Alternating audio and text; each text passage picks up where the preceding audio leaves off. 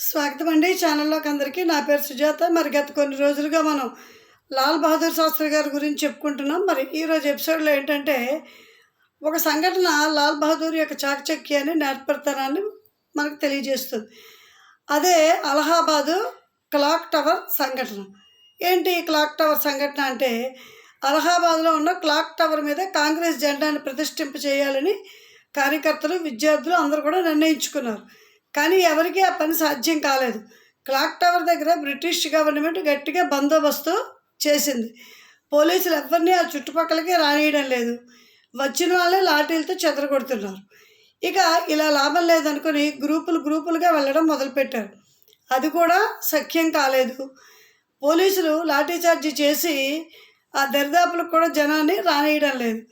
ఒక రోజు కాదు, 2 రోజులు కాదు, రోజుల తరబడి జెండా ఎలా ప్రతిష్టాపన కొరకే ప్రయత్నం చేస్తూ ఉన్నారు.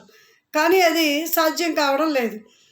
కాలం గడుస్తున్న కొద్దీ కాంగ్రెస్ కార్యకర్తల్లో ఎలాగైనా జెండా ఎగరేయాలి ఈ క్లాక్ టవర్ మీద అన్న పట్టుదల ఇంకా ఎక్కువైపోతుంది.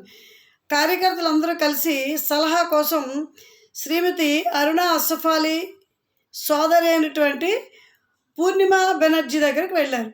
ఆవిడ ఒక ఉపాయం ఆలోచించి ఇలా చేస్తే బాగుంటుందని చెప్పింది. ఆ ఆలోచన అందరికీ నచ్చింది. ఒకరోజు 4 వైపులా మూసి ఉన్న రిక్షా ఒకటి క్లాక్ టవర్ ముందర ఆగింది. చాలామంది స్త్రీలు కూడా ఆ క్లాక్ టవరు ఎక్కి చూడడానికి వస్తున్నారు.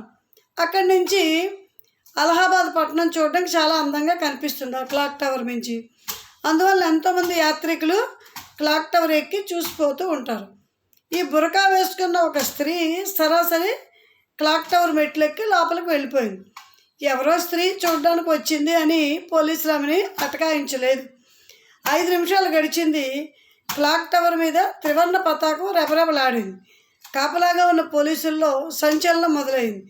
ఎవరు ఎగరేశారు అన్న విషయం కనుక్కోవడానికి గాబరా పడుతున్నారు. అక్కడ చేరి ఉన్న జనసమూహం ఆనందంతో ఊగిపోయింది. కోలాహలంగా ఉంది. జై జై ధ్వానాలు మిన్నంటాయి.